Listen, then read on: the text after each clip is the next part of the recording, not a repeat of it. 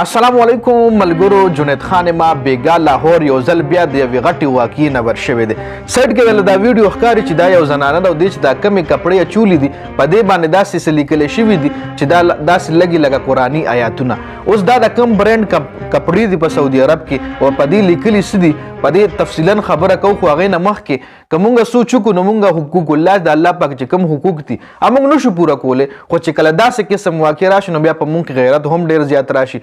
دا ښځه راوتلې لاهور کې بیګا رسټورنټ له راوتې یا شاپنګ له هم راوتې ده چې دې دا کپړې دا ډریسنګ خلکو لیدلی نو دې پسې یو غټ رش ور روان شوی دی.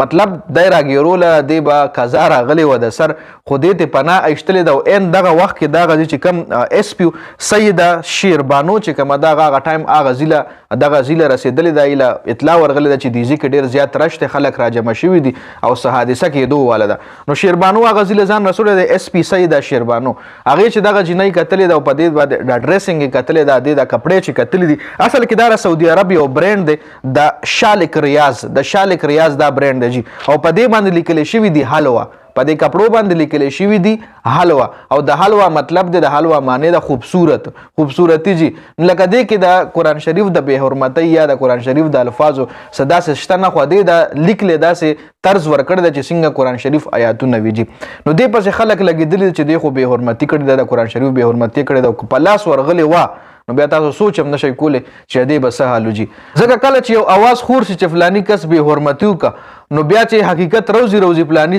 کس سر خوړلی جي نو دې همدغه رنګ کېده بیګا لاهور کې چې دې پسې خلک لګېدلي هم خو دې ته چېرته پناه وایسته چې کوم ځای کې پناه وایسته بیا پولیس راغله دغه پولیسه ایس پی شیربانو چې کومه دغه راغله دی یې راوویښ کړو چې انویسټیګیشن یې وکړو نو هغه دغه برنډ کپړې وي او دوی وي چې دا ما په سعودي عرب کې ایستلي دي او دا دغه یو ډېر فیمس برنډ او دا د هغه لوکل خلک چې کوم دي